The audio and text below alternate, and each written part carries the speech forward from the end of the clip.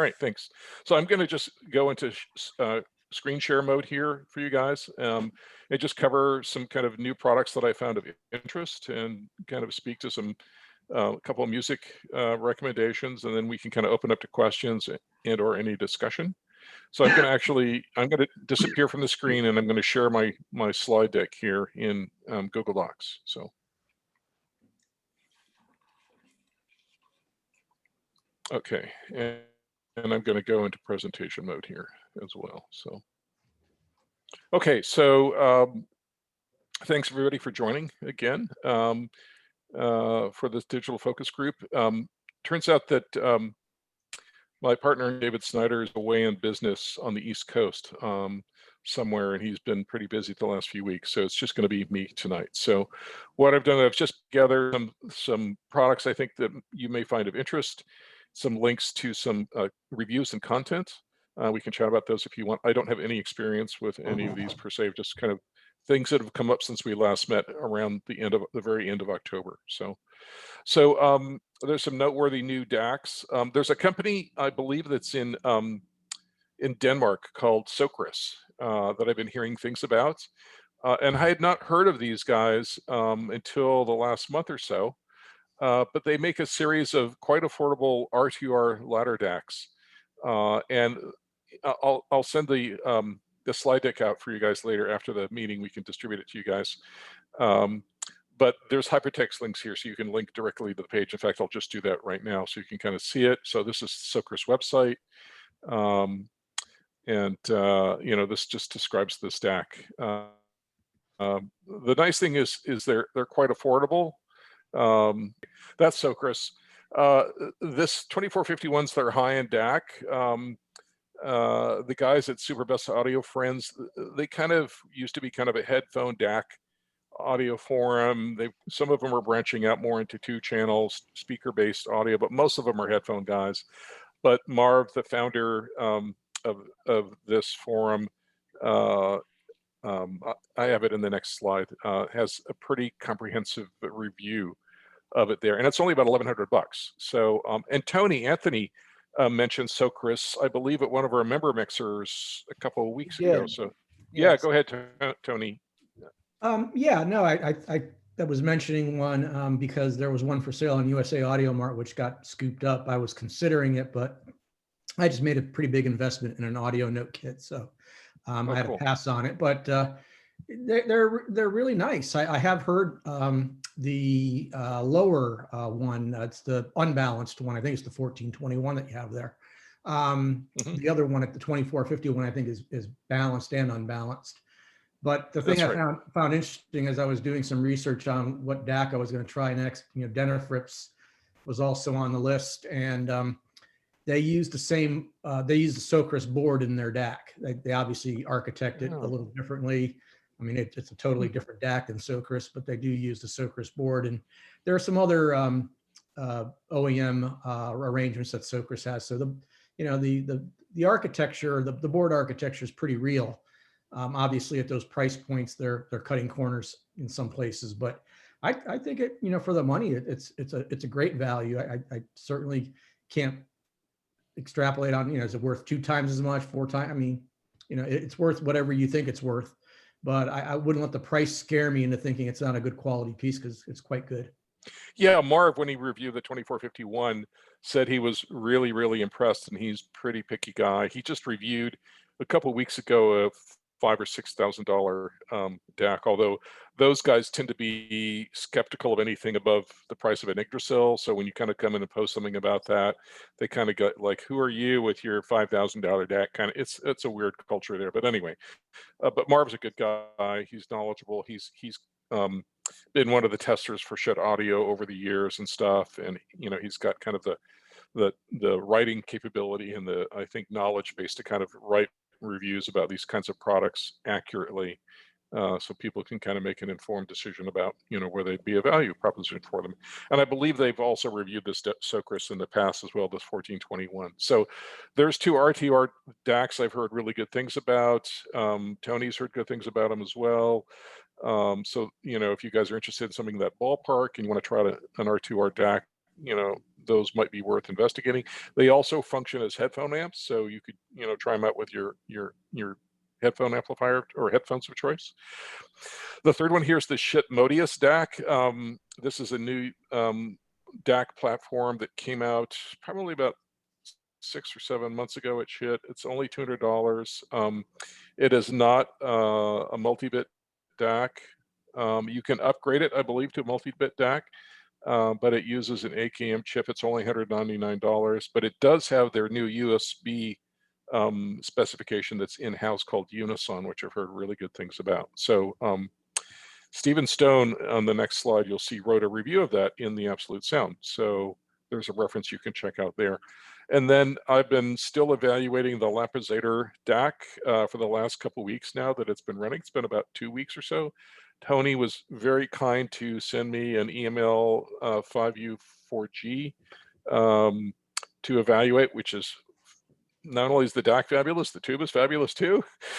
So thanks, Tony, for that. I haven't had a chance to put the 274B in yet because I want to get the one you just sent fully run in before I start trying to compare between the two.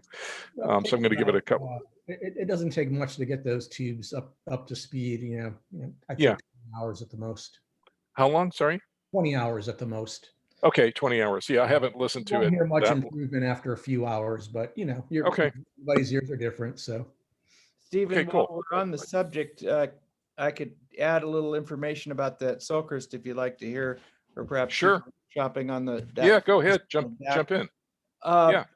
I've listened to Jay, the What's New. I forget the name of his video, but he's the Korean guy who left Audio Excellence, and he's got what I think is a very good ear.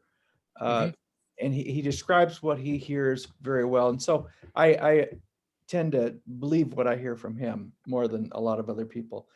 And he did the Sulcrest 1421, and he did the Denafrips Aries 2. And he opted for the Aries 2, which does cost a little less, $750. And I just bought one. So I'm just cool. getting some hours on it. They ship it to you with 100 hours on it, which is kind of nice, more than I'd expect. But I've got to get it broken in.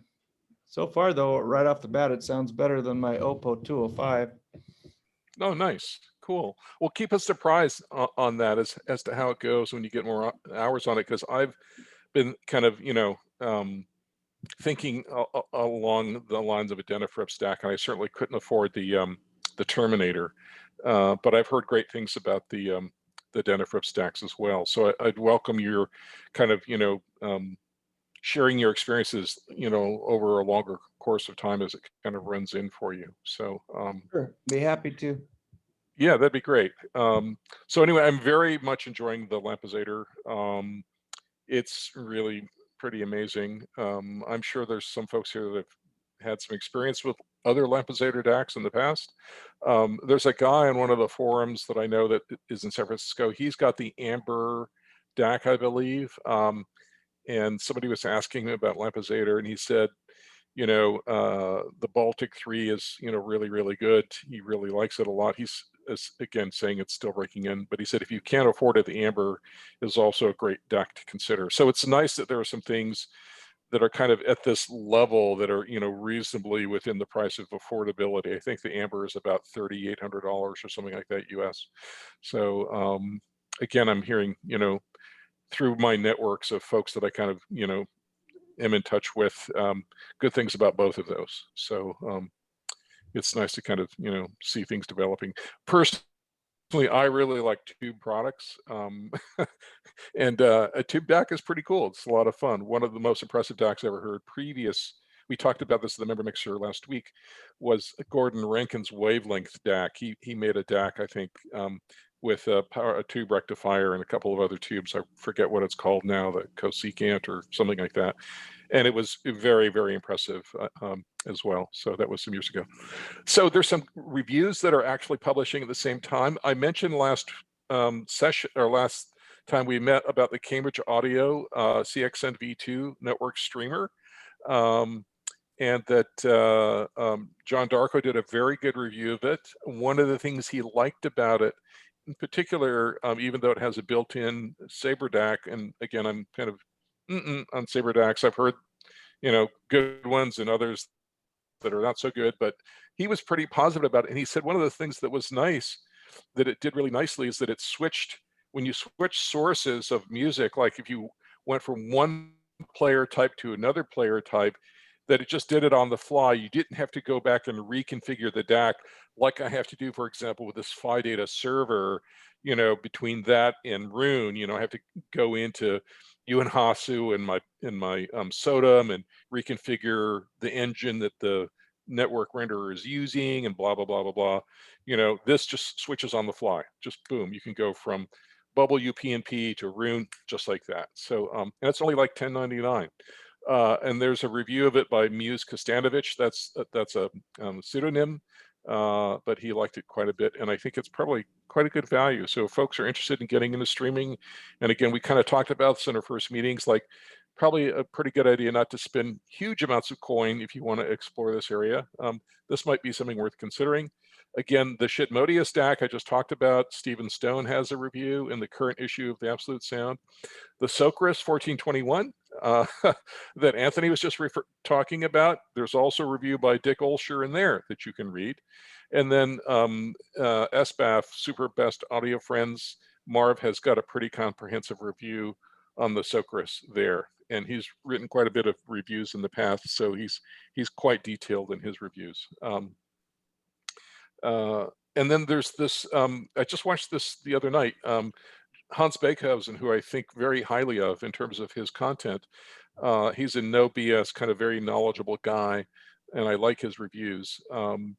He gave a pretty good review for this USB reclocker from Audion Audio. So if you guys kind of need something to kind of clean up going from a computer to a DAC, and you've got a very simple setup where you don't have a network audio transport in between to kind of clean things up, you just have a simple laptop and a DAC, and you want to kind of connect the two, putting something like this in between them is a good idea.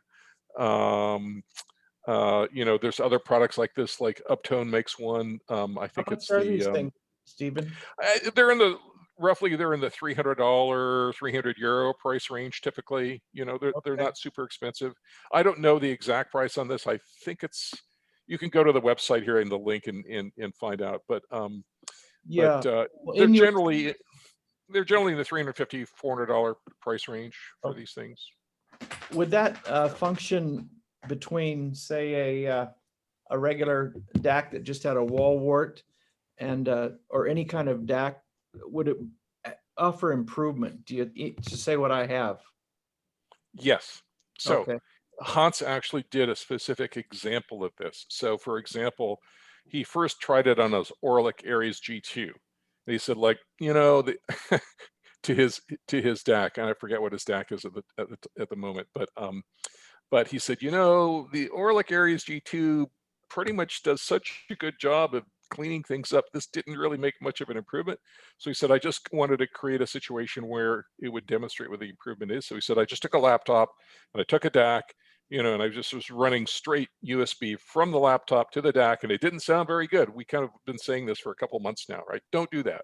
David said this back in February in his streaming presentation at Hilltop, and so Hans, then being the very controlled scientific type of guy he is, just put this in between. So he ran a standard USB cable from his laptop to the input end of the reclocker, and then an AudioQuest Diamond out of the reclocker to his DAC. And he said it made a notable improvement in the term Hans likes to use as a more relaxed and organic sounding presentation. So it's fairly new. Uptone Audio's got a series of these that are quite good and in the same ballpark. But I just put this in because it just came up in the last month since we've last met. So I'm just kind of showing it here as an. I'm shopping. Go ahead. A new streamer, I think, as we've talked about, and most of the companies that sell the reclockers, they're about $600. So if these can do the same thing for half the price, that's good to know about. So is this similar to an AudioQuest Dragonfly or whatever these flies are? No, an AudioQuest Dragonfly is a DAC. And this basically takes, you can watch the video. So it's an upsampler of sorts? No, it's a reclocker, and it basically, yeah, what it does is it cleans up the 5-volt constant voltage that goes between a laptop and a DAC that's always there, even if the laptop's not turned on, but the DAC is on, or vice versa. There's always a 5-volt voltage there. And then you've got the two, you've got the ground and the signal lines. And basically what this does is, because, as we've been talking about for months now, because computers are so bad at polluting the signal coming out of the DAC chip of a, coming out of the computer, this basically reclocks that signal and also removes some ground plane noise, I believe, and basically sends it on to the DAC so that it doesn't give a lot of grunge to the USB receiver on the DAC.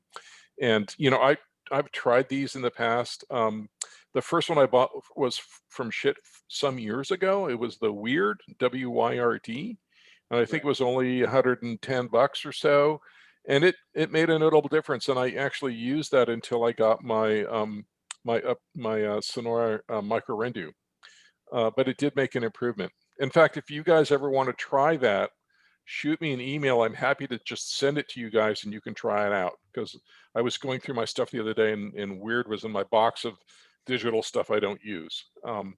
So if you guys want to try one of these, ping me and I'll be happy to ship you my Shit Weird, which is the same thing in principle. So which is the Rendu reclocker that you have?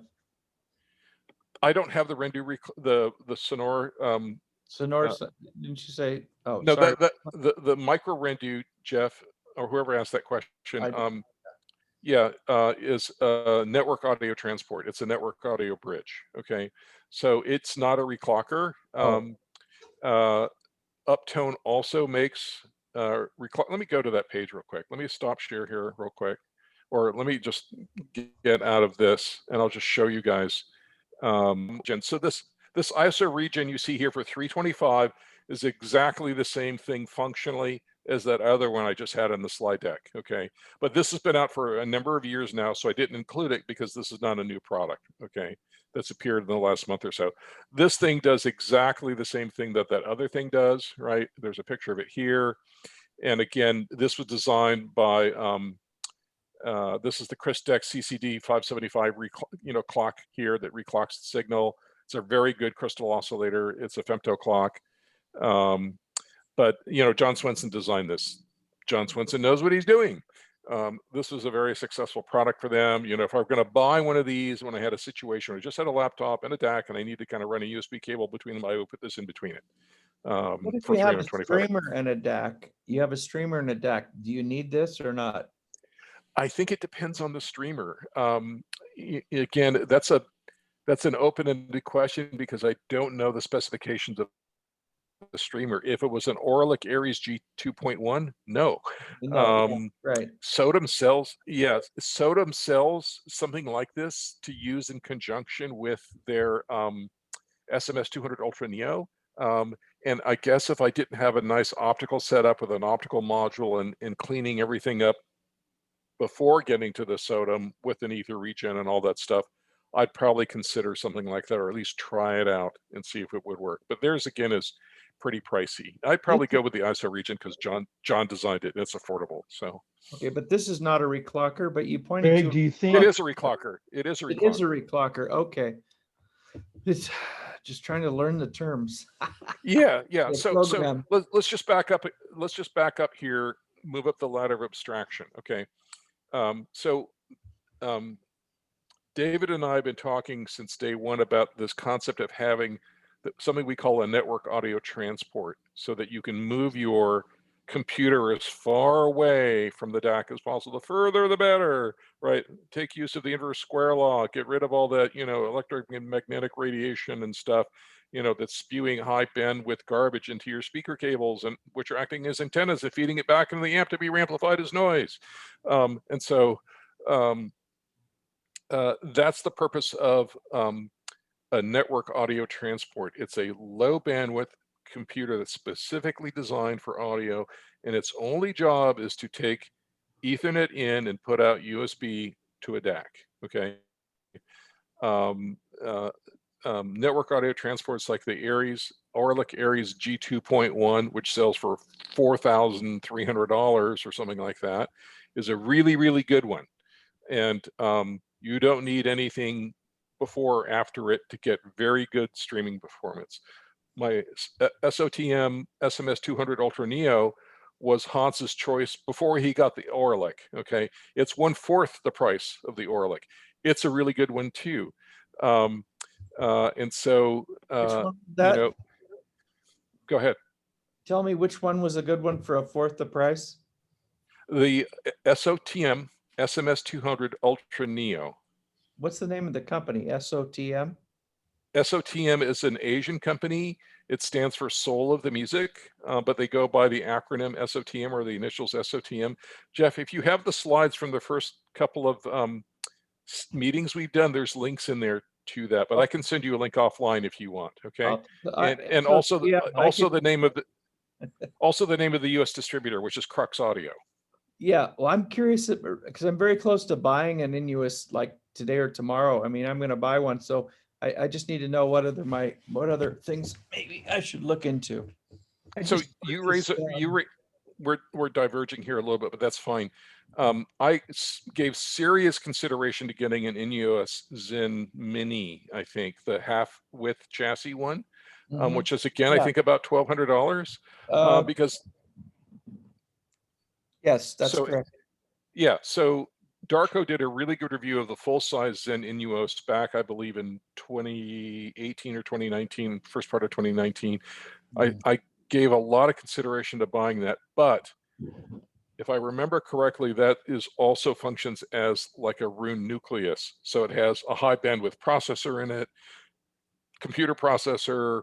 It functions as a Roon endpoint. It functions in the way that a Roon nucleus does, and as a streamer, okay, or a network audio transport. So it does all of those things. And I thought, I don't really want a high bandwidth CPU in my audio rack. So that's why I went with the SOTM.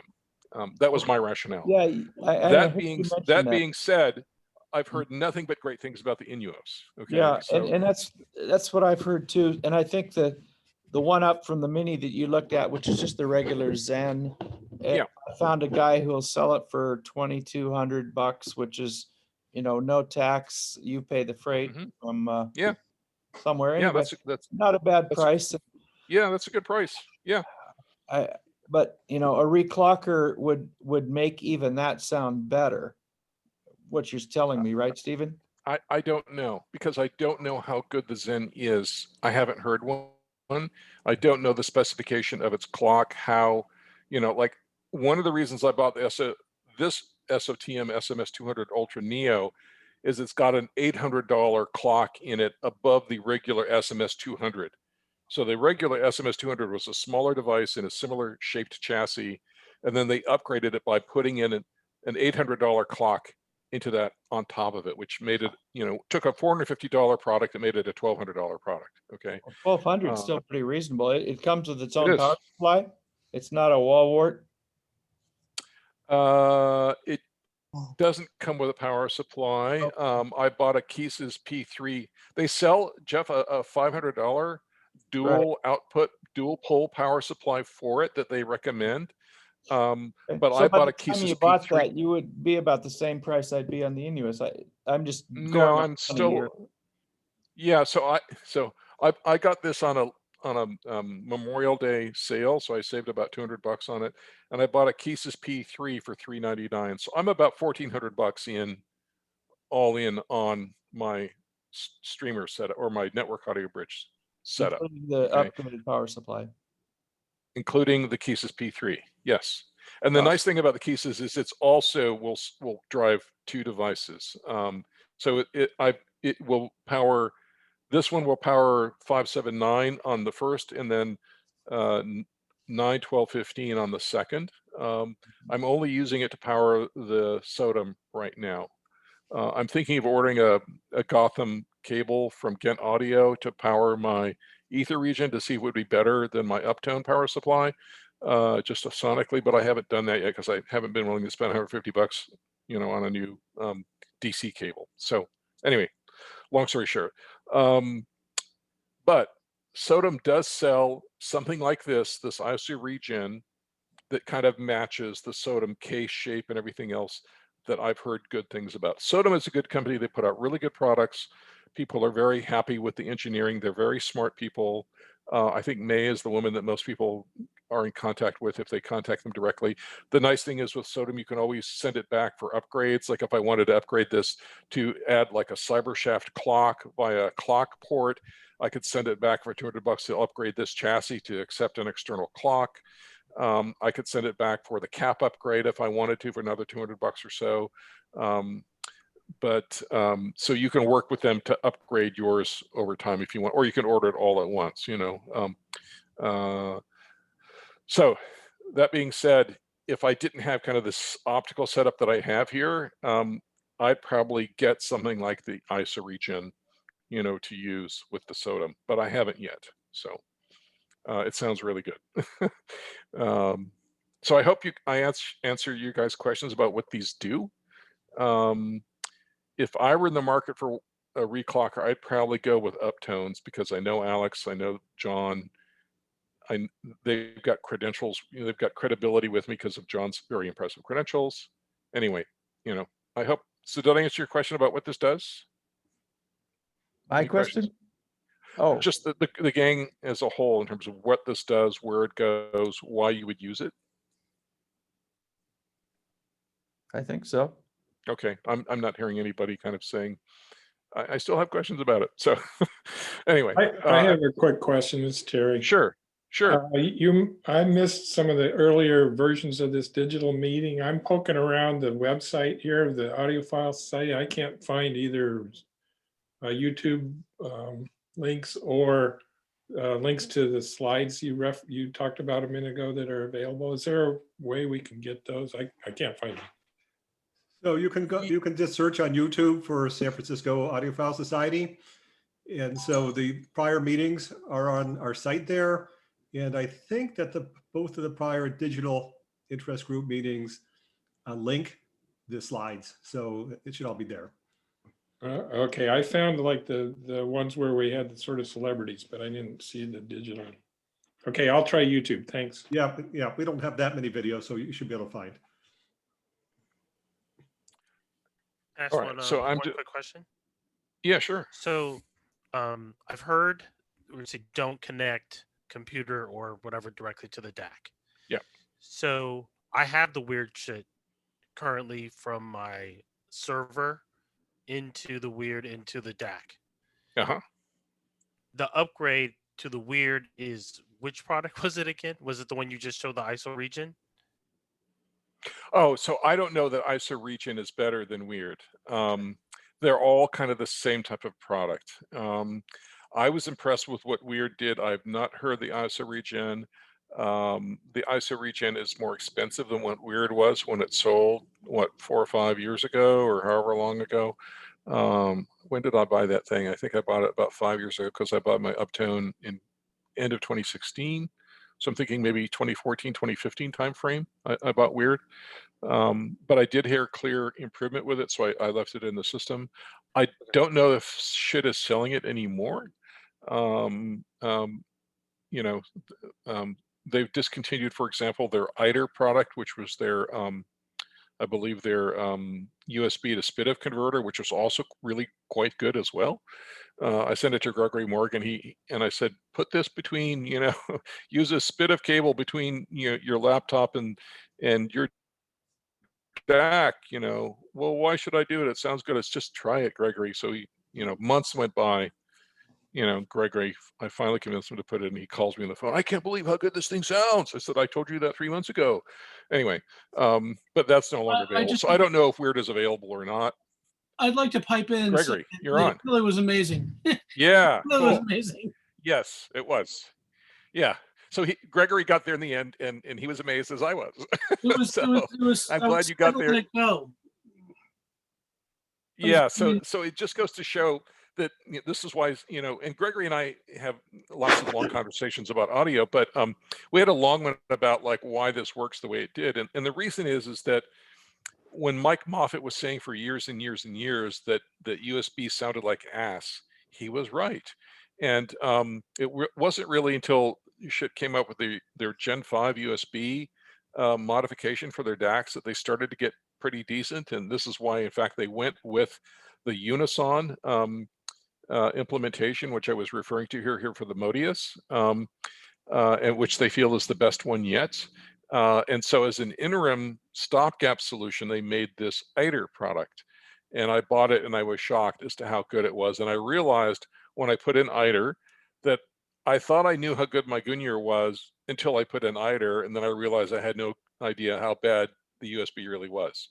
And so this is a kind of a long-winded way to kind of say that USB reclockers, SPDIF to USB converters, depending on the USB implementation in your DAC, can really be beneficial. It certainly was beneficial for Gunyer. It was beneficial for Gregory's Bifrost. Gregory, do you want to have anything to add to that? No, I think you nailed it. I mean, I was really impressed with. I mean, the sound just opened up, and it was Yeah. the noise floor, dropped. I mean, it was just a far more relaxing presentation. Yes, absolutely. I believe I sent my ITER to Gregory after I'd had my Gunyer updated to USB Gen 5, which kind of fixed the problems that the previous USB Gen 3 implementation had. So we're kind of getting off on a side discussion here, but this is just another way to say that, again, connecting a computer to a DAC, which David said back in February with a USB cable, is not a good idea. And so that's why these products like these reclockers, like this 3R from Ideon Audio, or the ISO Regen, or getting an like Aries G 2.1, or any of that stuff are good ideas. So if you have a DAC that has a USB connection that's asynchronous, I mean, wasn't that what asynchronous was supposed to do, is reclock the data? I don't think so, Tony. I think what asynchronous did is it took control away from the computer's clock so that the DAC could clock it correctly. But what it did not do is clean up. Yeah, I don't think it actually reclocked it in the way that these reclockers do, because I think now that's a different story, because you have people like Yeah. and Cord and everybody that sell like Uber, reclockers. And yeah, I agree that those are probably a much better solution if you want an extra box and some extra cables and such. Yeah. The whole idea from even Gordon Rankin would say, the asynchronous USB should have been good enough to reclock that data. Well, Yeah, wasn't it Rankin that perfected that for Air? I mean, Air took off on his work. Yes. Didn't they? I can only speak to, I can only speak to my own experiences, which I will admit are limited, because I've been using my Gunyer, I think, since it came out, which was 2013 or 14, until I got the Lampezator. And most good USB DACs now are asynchronous protocol, and the Weird made an improvement to it. ITER made a really big improvement, bypassing USB all entirely, and I realized, oh, Mike Moffett knows what he's talking about. When he was been saying that USB sucks for years now, he's been right. I don't think that's the case anymore. Certainly that wasn't the case when I got mine upgraded to the Gen 5 USB. I haven't upgraded mine to Unison yet, but I've heard really good things about it. So, I think it speaks to the fact that cleaning up the function of the USB receiver with respect to noise factors, whether or not it's asynchronous or not, provides an improvement. So I'll leave it at that. Okay, I'm just going to kind of cover these other components here. Really good discussion though, gang, I appreciate it. This is just a picture of the Socris 2541 R2R DAC for 1335, and the specs there, so you guys can read that, but it's got impressive specs. And this is the 1421 for 945. It looks identical. It's got a slightly different specification list. I don't know off the top of my head what they are. All I know is that it's cheaper, but I guess it's not quite the same specification as this. So they are both R2R DACs. That's the picture of the Lampezator. Really bad photograph. I'm going to have to take some good photographs for Lukash, because these are awful. In fact, some of them are not even in focus. So I'm going to have to kind of do some product photography for these guys just for fun. There's the specs for the Baltic 3. Key things is there's lots of tubes you can roll into the Baltic 3 and have fun and games rolling tubes. Tony, again, graciously, Anthony sent me some tubes to try out for the rectifiers, which I'm enjoying playing with. And this does 512 DSD and 384 PCM. Those are kind of the key specifications, I would say. And the fact that it sounds freaking incredibly good. So if you're looking for a DAC in this price range of about $5,500, and you don't want to spend $30,000 on a DCS system or whatever it is, or however much they cost, I don't know what they cost. Steve can speak to that. I don't even want to say. Yeah, I can imagine. I've never heard of DCS. I've only heard amazing things about them. I'm sure they are, they live up to their reputation. For $5,500 or so, this DAC is really, really impressive. Very impressive. So I'm really enjoying it very, very much. Okay, some cool videos. The Lapisator you're talking about, Steve? Yeah, the Baltic. Yes, the Baltic 3. Okay. I thought that Yep. was 10,000, 5,500. Okay. So What do the you know about Baltic this 3, Jeff. MSB? Sorry, go ahead. So the Baltic 3 was designed to, from the design brief that I've read, was designed by Lukasz to provide 80 to 85% of the performance of the Atlantic, which I believe is a $10,000 or $12,000 DAC. I don't know exactly what the price is, but I think it's 10 grand or something like that. I don't know, somewhere in that ballpark, for about half the cost. And so I haven't heard Atlantic. I don't know how good it is. All I can tell you is the Baltic 3 is fucking amazing. And I'm blown away by how good it is. I thought you'd like that. Are you familiar with a company out of Ukraine called, well, it's spelled ABBAS, I think. Very small company. They sell on just on eBay. Okay. Well, one of the club members here has one, and he swears by it. And I think they make a product at $1,000, and they make something for 2,000, but ridiculously cheap, R2R tube DACs that you have to wait for them to be built. Hey, Stephen. Mm-hmm. Yes, Gregory. I just looked up the Lapisator on their webpage, and the MSRP is 4,900 euros, which converting that is $5,930.83. Okay, so $5,900. It's an impressive DAC. Yeah, I don't know. Maybe Gregory, you could look at the price of the Atlantic while you're at it, but I believe the Atlantic is probably at least 10,000 euros or something like that. I don't know. Anyway, all I can say is I love listening to this DAC. It's really, really, really nice. Thanks to Neil, my acquisitions editor, for asking me if I wanted to review it, and for Fred to suggest it, because it's really lovely. Has anyone heard this MSB line of DACs? They make one for about 10,000. It's supposed to be awesome. Jeff, I've only heard one of the older ones from about 2013 or 14, the original MSB analog. And that was a very good sounding DAC. Had a friend that had one. At the time, it was a little wonky in the sense that it was constantly in need of firmware upgrades. And I believe MSB is down in the Watsonville area. And so my friend that had one was constantly having to send it down to Watsonville to be upgraded for new firmware. I don't know what the new 10 years ones are. ago, though? No, I think it was about 6 years ago, Okay. 6 at most 7 years ago. I think about 6 years ago, somewhere like that, 5 or 6 years ago. And he shouldn't have to send it to, I have an analog DAC. Yeah. And there are 3 different levels of the analog DAC. The first one comes with a desktop power supply. The next step up is an enhanced power supply that looks form factor wise just like the analog DAC, and one stacks on top of the other. And then if you go above that, it's the diamond power supply. That's the configuration that I have. Are you speaking Is of that the two MSB, stacked Don? mono? Yes. Don, The- speaking of the MSB analog. Well, I wondered Don, if is Don the was one you speaking have? then. Don, were you speaking of MSB? Yes. Okay, Yes. the one that retells. I've Yeah, so- updated the software. It's very easy to do. It Mhm. just has to Right. be, they have some test programs that you have to have a bit perfect configuration.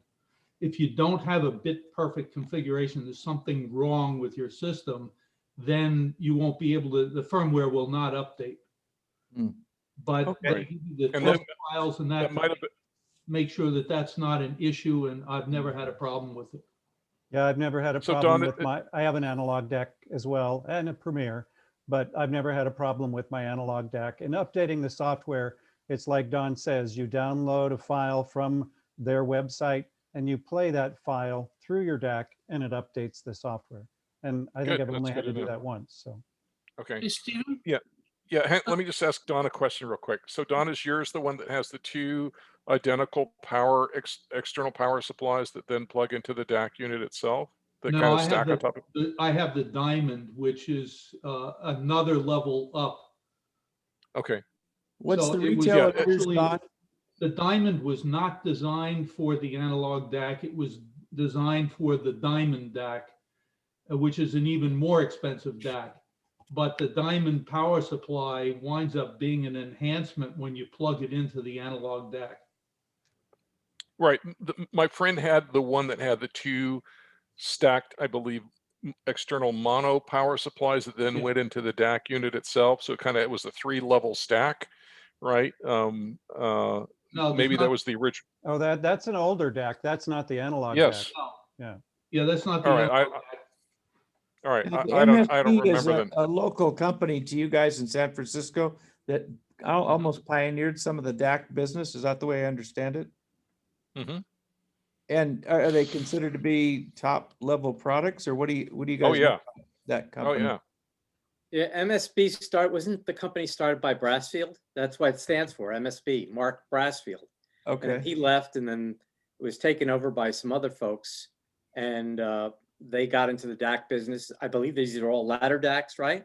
Yes. I think Yes. so. And they have like oodles of different options that you Mhm. keep plugging in and going nuts. So you're up in the stratosphere, $80,000, $90,000 DAC kind of. Yep. That's where you can Yeah, go. that's it. Yeah. Where you And could go. so if you're I hear they happy had with- one for 10,000 that was absolutely awesome. I mean, I Really? don't know. Nobody here, I guess, has tried it. No, Yeah. that's the analog DAC. Right. Mm. Okay. It's Have you about tried that, 10,000. Don? No, what's the one, so the one just below the Premiere, Don, that they have now, you can get? The, is it the discrete? The Yeah, discrete. I discrete, think. yeah, Yeah. That's their entry level Okay. right. current model, and then the Right. Premiere is just above that Right. for twice as much money or something. The impression I had back in the 2014, 2015 timeframe with the MSB DAC that my friend had is that the DAC was always in development. That there was, new stuff coming out all the time. It always needed to go back to Watsonville for new firmware upgrades and stuff like that. It sounded fabulous. I will say that, but it seemed like that it was a product that was always in development. That was just my kind of, thoughts about it. Given the number of times he would have to send it back to Watsonville. Never So, had to send it back to Watsonville for anything, but the one thing I will say is that like the USB interface, they came out with a USB interface. Then they came out with, as they were developing new DACs and that, they made an improvement to the interface of the USB, and they made that module then available to people that had the analog DAC so that you could replace that. And there were, as far as I know, there were 3 versions of that. I've had all 3. right. So that's a lot of development, right? I mean, that's But it- they, that- yeah, that those interfaces were developed for their $80,000-$90,000 DACs as well. So it's So trickle down. Nice that they support the people that aren't spending that much money Right. on it, and you have the improved interface.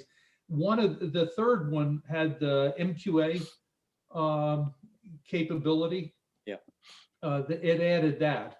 So, you know, if you needed that, I didn't. I bought it anyway just to try it out, but never Yeah, did. other companies I had, before I had the DCS, I had Berkeley Audio. And so Mhm. they would do everything through firmware.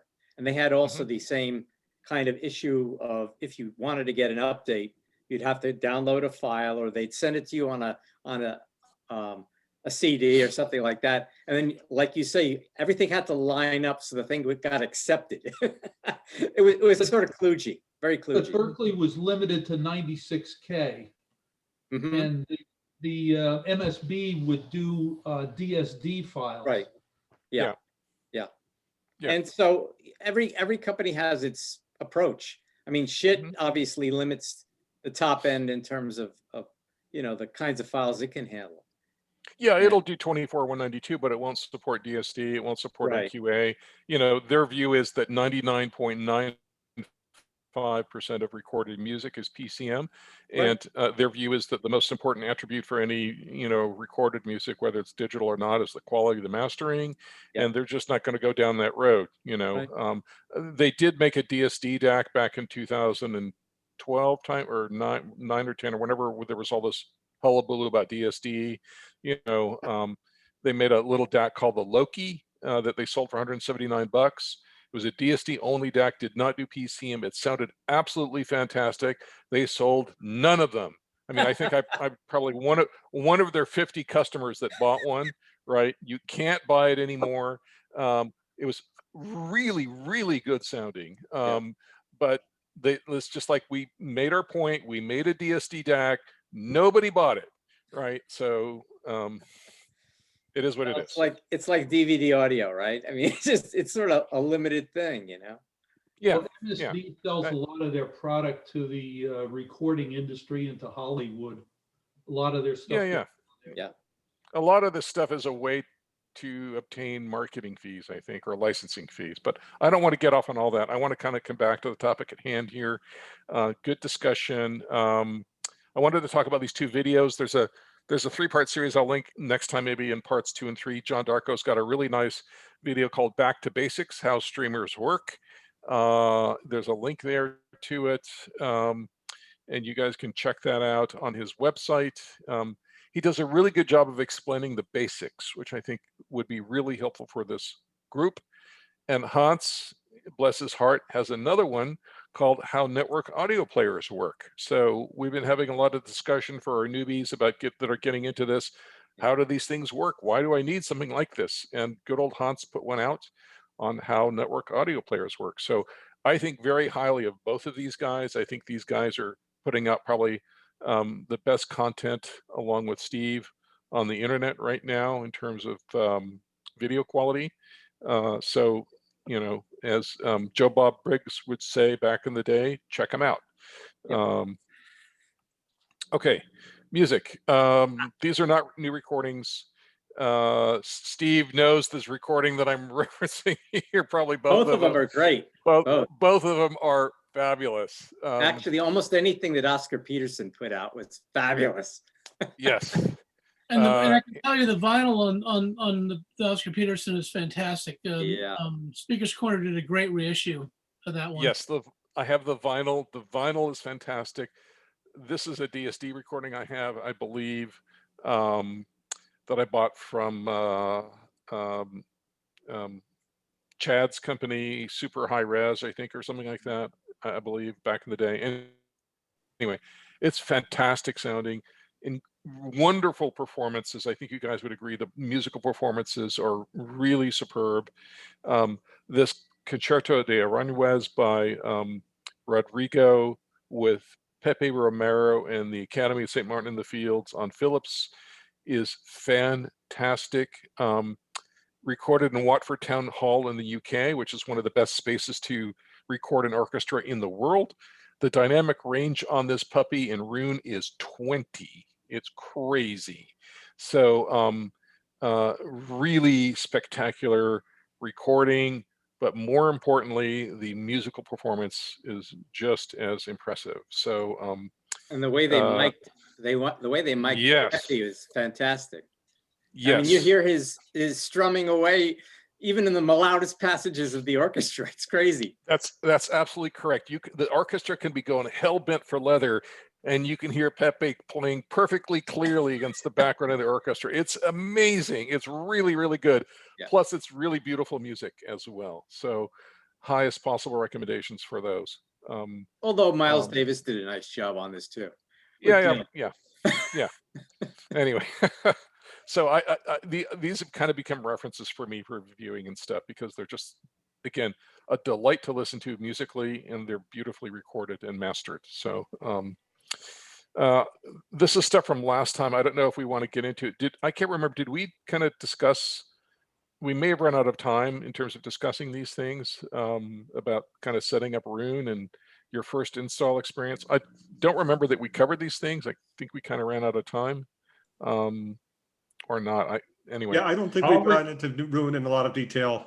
David has some good videos actually on Rune. Mm-hmm. He does, yeah. I think I'm going to save this for David to kind of speak to next time, maybe, if we didn't go into it. And I think I'm going to stop here. I'm going to leave this for next time. I think we did this last time as well, but I'm going to leave it for next time. David and I are big advocates for Rune. I know that there's still some folks in the community that haven't kind of migrated over. But one of the key reasons I love Rune is not only because the interface is so nice. I can kind of share, well, you guys know what Rune looks like probably, but the interface is great. I love the radio mode because it allows me to discover new music. And I've discovered music that I've had both on my library, on my hard drive, which I didn't know I had, or that I've discovered from Qobuz or Tidal. And so the Yul Yum-Son Mozart recording that I kind of mentioned the first time, the Mozart piano concertos, which I believe David actually has listened to. I discovered that in radio mode on Rune, and I'm really thankful, because I would have never probably, gotten it, found it without that. So who's the pianist on that one? Yul Yum-Son. Let me see if I can find the. I'll show you the recording here. It's Mozart piano concertos, I believe, on Onyx. It was one of the last performances that Neville Mariner did with the Academy before he passed away. You guys can buy the CD from Onyx Classics. Let's see here, artists. Come on, where are we going? I don't need all this stuff. Let's see, Son. Oh yeah, here we go. So this here, yeah, this is wonderful. They got, I think, the CD to me within a week or so after I bought it. You can buy it on Amazon as well. You can listen to it on Spotify. You can listen to it on Qobuz. But it's on Tidal as well. Yeah. Oh, good. That's great to know. Thank you. One of the things I like about this recording is she's a fantastic pianist. But Mozart is famous for his sense of humor, and his sense of humor is present in these compositions. And she really kind of articulates his sense of humor in the way that she plays the music. She's got this beautiful light touch, and his sense of humor in the music, and because he was such a virtuoso, it's like the scene in Amadeus where he's playing upside down and backwards with his hands crossed, right? He's just like, doesn't matter, I can do anything. That comes through in this composition. It's a famous composition. I'm sure many of you have heard it in the past, but her rendition of it really recapitulates, I think, the humor and the pleasure that Mozart had when he composed this. And it really comes through, which is why I love it as much as I do. So, and again, I discovered this just in radio mode on Qobuz, right? Just like popped up. It's like, what is that? Again, big plug for this. It's really wonderful. So See, I've got a question, since we're taking questions at this point. Yeah, I'm a bit of a dummy about playing DSD files. I don't have Rune, so I don't know if that's the best way to do it, but I have just things in iTunes library, and I get access to it through Plex Studio, or Plex Server. but I don't know how to, I'm just trying to, if I download a DSD file, I'm not sure what to do with it in order to play it. It all depends upon whether you're DAC or if you've got an upsampler. Well, I have a DAC that does DSD. I have a DAC that does DSD files. And then the file type is going to be a .dsf or something. And if you launch it and the player plays it, then it should send it to your DAC and you should be off and running. If it doesn't, if it fails to play it, then I don't know what the problem might be. Well, what program are you using to play your files? Are you using JRiver? Are you using? I'm using my iPhone to play all the digital stuff through my stereo.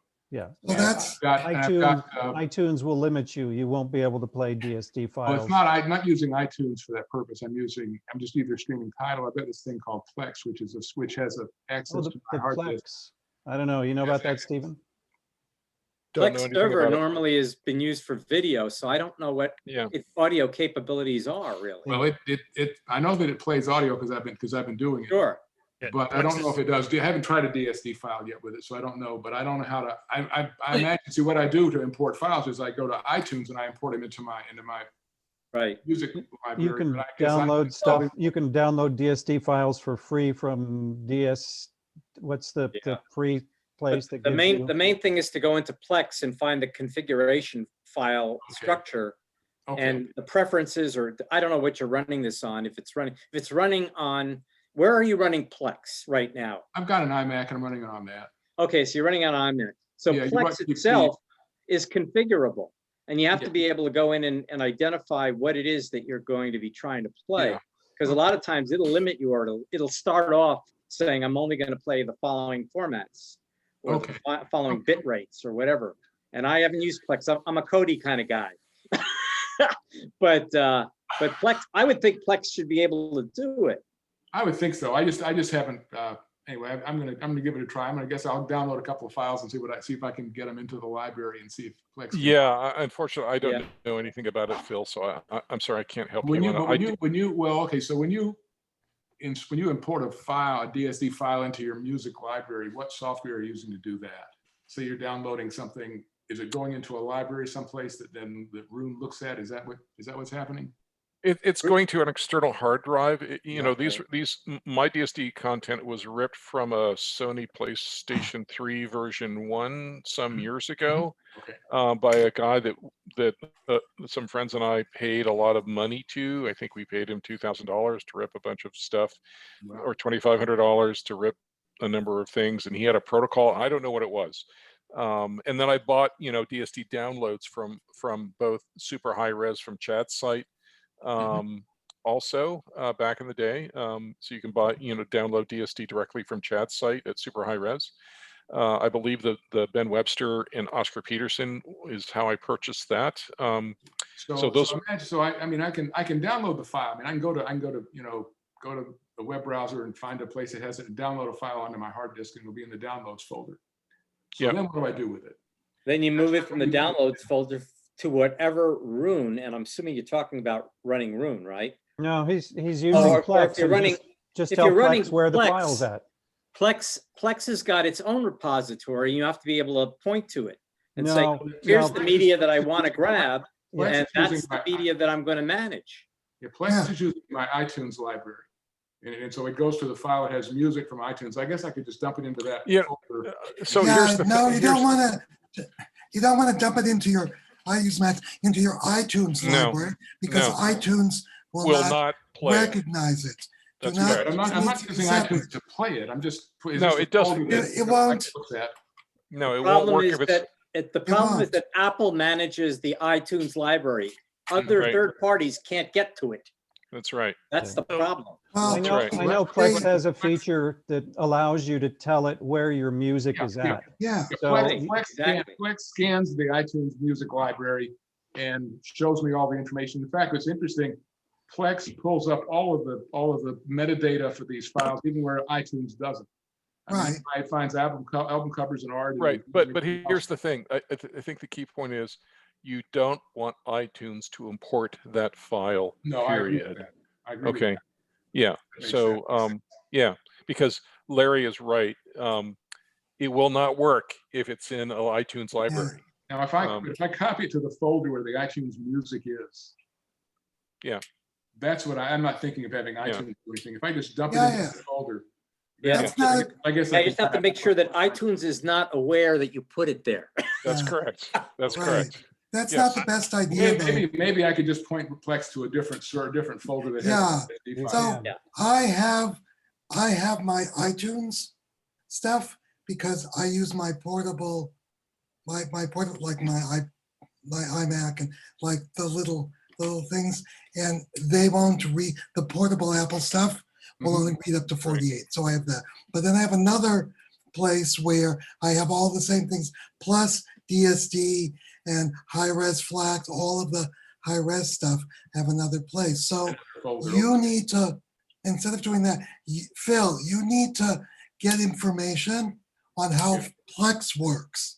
Because Plex is going to control the stuff. I'm using, for my thing, I have a Sim Audio thing, and they have particular thing. So they suggested Asset UPnP, which is a UPnP thing that runs on Mac. So I have that running, and then my Sim Audio thing will access that. But you're going to have to look at Plex, and you're going to have to get some information or look at their instructions or ask and you're going to have to figure out how the software works. The software will go in, and I'll dig into once that. you get it set up, it will play it, but you're going to have to use it. I don't use Plex, and it doesn't look like anybody else here does. So we're not going to be able to. The price was right, but it does what I needed to do, but I haven't been able. But the DSD stuff is a mystery still. But I'll fiddle with that and see what I can. You're going to have to look at Plex and get out. information on how the software works. I'll take that. Phil, one suggestion I have is you might look at FooBar 2000. It's free, and it will play DSD files and all other audio files. Okay. You can do that. I like that. I know it's kind of complicated. I use Asset UPnP, which is quite easy. What do you use? It's music only, and it's the same guys that Larry, can you put it in the comments for us? Sure. And then people can link to it or get it. Yeah. So while Larry's doing that, I want to remind the gang that if you go to the chat, and we're going to get some of the questions here in the chat in just a moment, but there's at the bottom of the chat, there's this little icon with 3 dots. And if you click that, you can save the chat for review later. So it will create a file on your computer, and you can go back and see all of like the link that Larry's going to put in right now for his little application. David's got one that he just linked. Thank you, David, for free DSD demo files for the thing for www.21.no.highres or /highres. There's free DSD demo files there. Again, super high res. I guess it's the same place, right? David is as Chad's thing. It's super high res. He's got some things that are free. You can also buy content there as well, both PCM and DSD. The PCM is in various file formats: 2496, 24172, 24192. It's a great resource for downloading files. I'm just going to try to tackle a couple of questions here, if I can, just real quick. I appreciate it. Yeah. From SJ Samaha to everyone, totally random question. Everybody find themselves in debate over audio science review or DAX. No, I don't go to audio science review. Those guys don't know how to do science. I don't want to get into a discussion as why they don't know how to do science, but anybody that does measurements that doesn't do a statistically valid measurement system analysis has no credibility with me, and I'll leave it at that. And I will say that measurements have nothing to do with how our brain interprets sound pressure waves as music.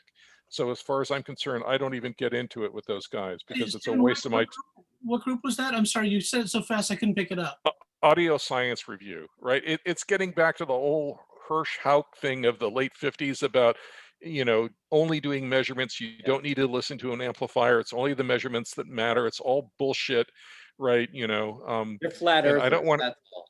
Yeah, I don't want to recapitulate that whole thing. It's just a waste of yours and my time. And our brains, create music. Okay, they interpret sound pressure waves as music. This is how we differentiate music from noise, like a two-stroke chainsaw's noise, right? Mozart being played by Yolim Soon is music, and take it at that, right? But I don't get into it.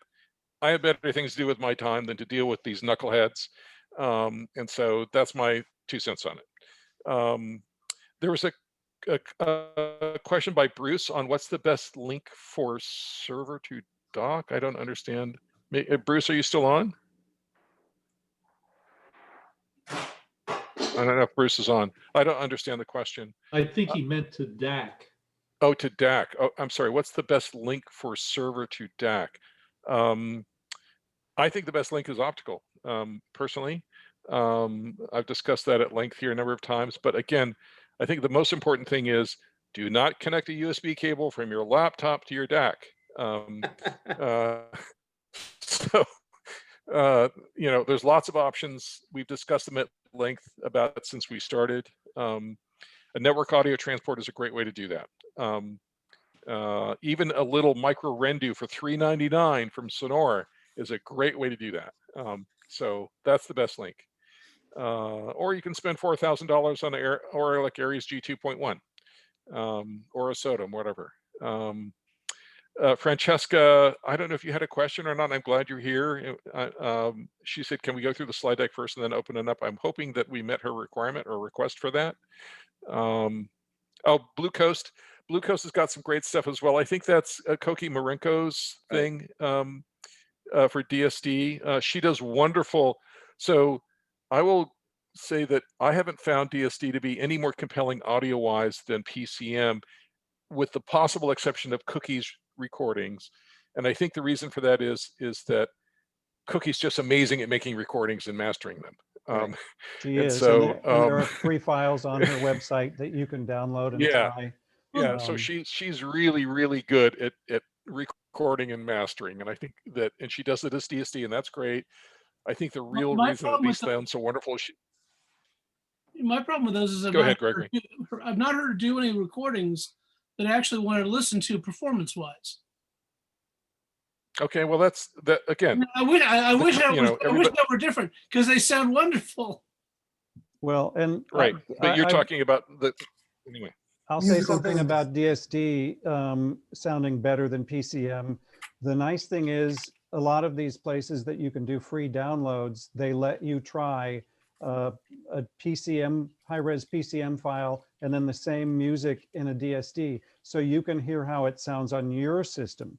Because I was at Cookie's once when she was doing a live recording, and she played the live recording right back in high-res PCM and high-res DSD.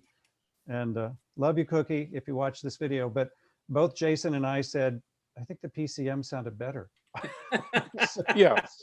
So it depends upon the recording, the playback. You get to make up your own mind. Yeah, I'm still of the view. I have both formats. I have a lot of content in both formats. I will come back to the view every day of the week. It's the quality of the mastering that's the most important factor by far. I mean, David and I have mentioned this in the first meeting. Those Audio Wave Blue Note XRCD 24s in 1644 that were mastered by Alan Yoshida, right? Just Redbook, Redbook PCM are some of the best recordings, digital recordings I've ever heard anywhere at any resolution by anybody, right? And so, it's, in my opinion, it's really tough to top what Alan does with, Redbook PCM CDs. If you have good playback, because if you play that stuff back on a crummy DAC, it's going to sound crummy, and when you play it back on a great DAC, it's startling. It is, absolutely. Agree completely. Yeah, if you play it on a cheap, CD player or whatever, it's not going to sound good. You play it on a really good one, like an Esoteric or something like that, or a Playback Designs or any of those things, fabulous. So. Yeah, those Alan Yoshida Blue Notes are the best sounding CDs I've ever heard in my lifetime across the board. Yeah. And I remember when I picked the first one up and came over to your place and said, "You have to hear this." Your eyes just about jumped out of your head in terms of what the sound was on those. Yeah, and I bought every one that they published, and they haven't published any in a number of years now. But which is a shame. yeah, it's a shame because they're fabulous. So, and I know David's of the same view. So let's see, are there any other really good discussion? Larry says the music server player. It copied before I was finished. Yeah, that's fine. Yeah, there's a number of you. The thing that Larry's referencing is a protocol called UPnP, and there's a number of players that support UPnP as a protocol. So Larry's probably going to put that in. By the way, I just thought of something I want to show you guys really quickly, because we were talking about mobile devices. I want to speak to this really quickly. If you have an iPhone and you use an iPhone for music when you're oh, David is joined us, hopefully. So welcome, David. If you use a phone for music, which I occasionally do, I've got an Astral Kern, which rocks in terms of a digital audio player. These things are fabulous. But if you're in the car and you want to play some music, your phone is limited to the headphone jack, back in the day when they had headphone jacks, to 1648. Even though the DAC will reproduce 24192 internally, the headphone jack limits it to 1648. Okay, there's a wonderful little application by Onkyo called HF Player. Okay, Onkyo HF Player, and it will output through the headphone jack up to 24192. So you have to unlock that. Onkyo HF Player is free, and then I think if you pay $10, you can unlock the high res functionality of it, and you can put in your high res digital recordings and play it through HF Player, Onkyo HF Player, and it will come out at that full resolution. So that's what I use. How would that work if I wanted to use Qobuz from my phone through my earphones? Could I then? Because I don't think it integrates, David, with Qobuz. I just listen to Qobuz on my iPhone, and I don't really worry about it too much. I don't know. I think Qobuz is probably limited to 1644 on your phone, but stuff sounds really good off of Qobuz on my phone. So yeah, I don't know. It's not. Yeah. It's not All I'm saying is it's not limited if you use a digital. I don't know. If you use a digital output, it's not. I'm sorry.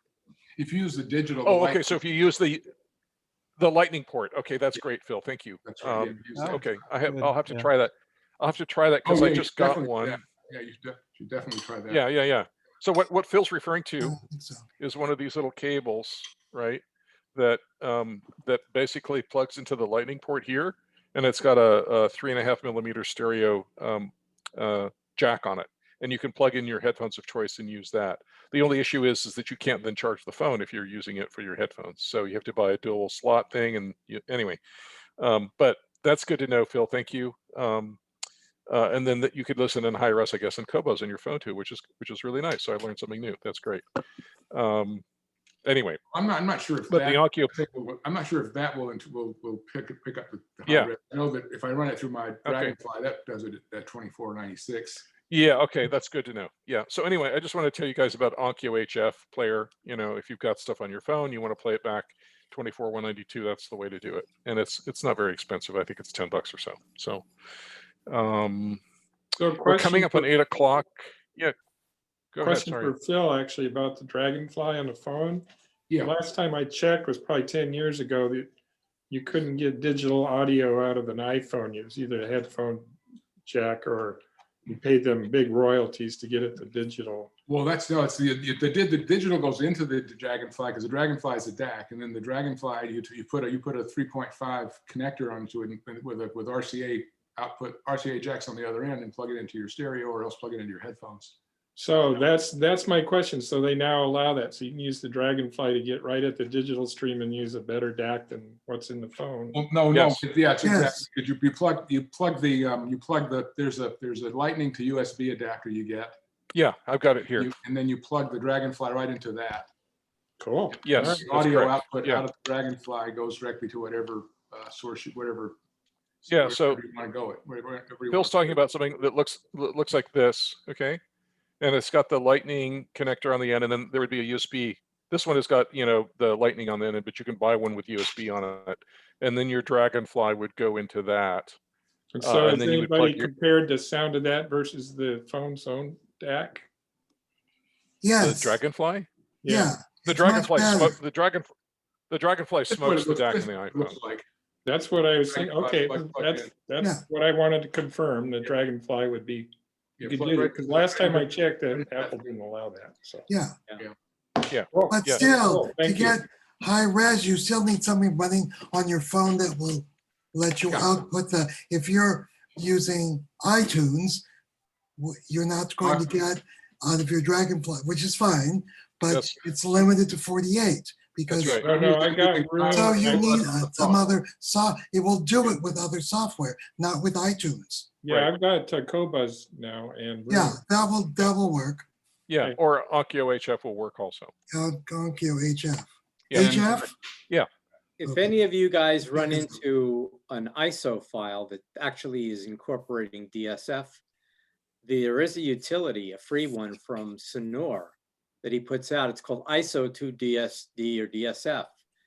And taking the Sony, I think there are only a few options, and you can play with the different options till you finally get this thing to execute, and it'll spit out all the files in a DSF format.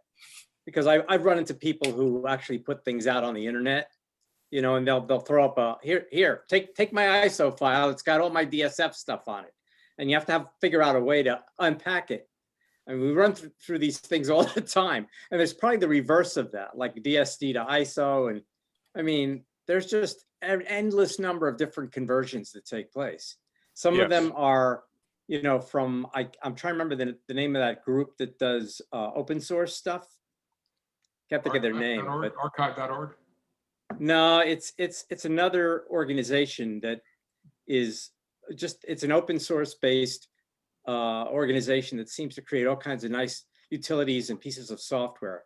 And there's a lot out there. So if you ever run into anything, there's usually someone has come up with a solution. So like if I have a problem, I know that I'm not the first one who's run into it. If I Google enough, I'll find somebody else who's found the problem and fixed it. Yeah, so let me just share my screen here really quickly. I'm going to share what Steve was just referring to. So if you go to the Sonora page here, and you scroll down to the bottom in tiny little print, thanks, Jesus, it says ISO to DSD, okay? And that's the little software thingy that Steve was referring to that will convert ISO to DSD. So it's hard to read. It's on a small, tiny little font. You know, you can gripe to Jesus about it. But that's what he's referring to there. So I think, and then the one below it, that's what FLAC. That's what Phil would need, is the DSD to FLAC. Right, exactly. Plex. That's what Phil. That's what I posted it in from the Plex forum. But that's what you would need, is the DSD to FLAC. I need to convert DSD to something to FLAC. Yeah. So I play it on yeah. Thank you, Jeff. Sounds like I can use that UPnP player if I could figure out how to use it to play the DSD file directly if I wanted. Yeah, you know, here's the thing. It's a server. You still need a player. So no matter what you do, Phil, once you're going to have to read the instructions. You're going to have to get information. You just won't. Sorry, but Oh, Larry, you're so funny. I told my brother-in-law that the other day. He says my speakers have a hiss. I said, "Did you read the instructions?" No. Well, oh well. Yes. Thank you for that, Jeff.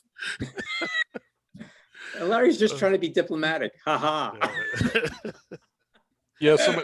Oh God. Can I ask one last question? Yeah, absolutely. Yeah.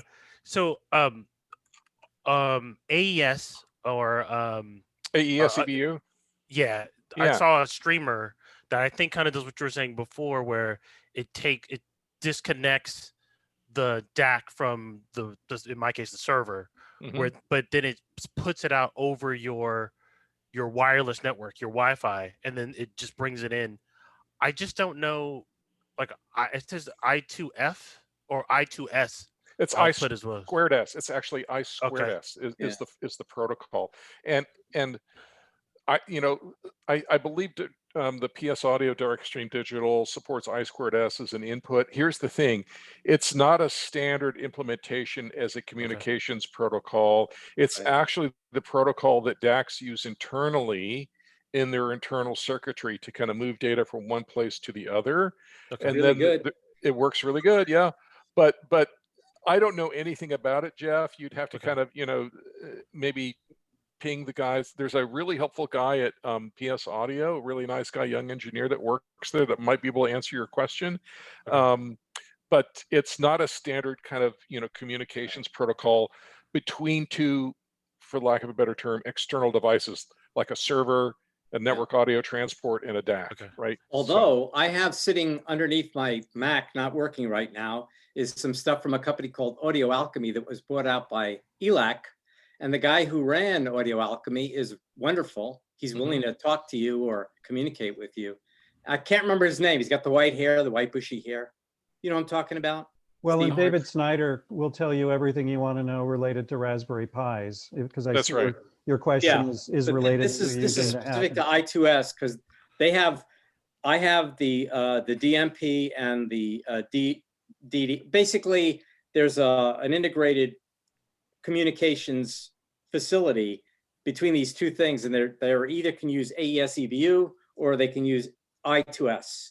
And so I2S was the way they wanted to go. It was clean, it's quiet, and it's inexpensive to put together a good system that way. But nobody else followed that scheme. That's correct. That's correct. Totally. So it also does SPDIF, BNC, and SPDIF is good. SPDIF is a good way to go. Also, Jeff, it doesn't have the noise problems on the ground plane that USB receivers have, which is why Mike Moffett, for all those years at Chit, was saying, like, USB sucks, right? The nice thing about USB, I was an early adopter of USB, and I never knew how bad it was until I got my ITER, was that it was easy for people to do, right? They had a laptop, they had music on it, like in iTunes. This is what we did back in the day. You could buy those little HRT streamers. You guys remember those little thingies, right, that you could buy for like $150. You could plug a USB cable into it, and it was a little DAC, and it had little RCA connectors on the back of it, and you could plug it into your preamp, and you could stream music from iTunes.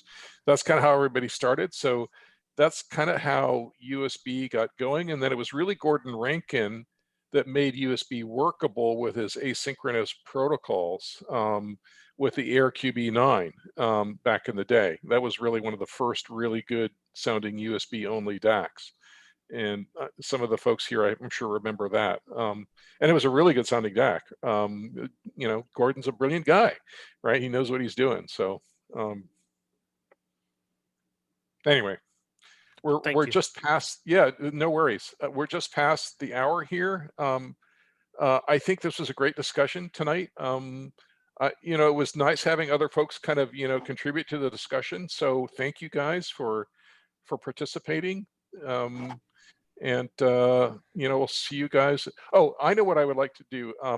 David, maybe I can work with you where I can send out something to the members here. We can kind of solicit some input on what you guys would like us to cover next, in terms of topics. David, I'll reach out to you. Maybe we can generate a mailing list for these folks. Well, we're going to send out our questionnaire too, right? Separate from the regular questionnaire that we'll be sending out from the Audiophile Society. So it will be a pointed, directed questionnaire regarding topics and discussion and all of that. That sounds good. So that sounds great. We should talk whenever you've got let's this talk week, or? Let's talk later this week or early next week. All right. And we'll kind of solicit some input from you guys on what you'd like us to cover next. I think this evening's meeting went well. I'm really pleased to see the level of engagement. I hope you guys find it value added for your time. And anyway, I think we're good for tonight's meeting. Thank you very much, Stephen, and hopefully we'll do it again next month. Yeah, happy to. You guys stay safe, and we'll see you guys next month or so. Everyone stay safe. Have happy holidays.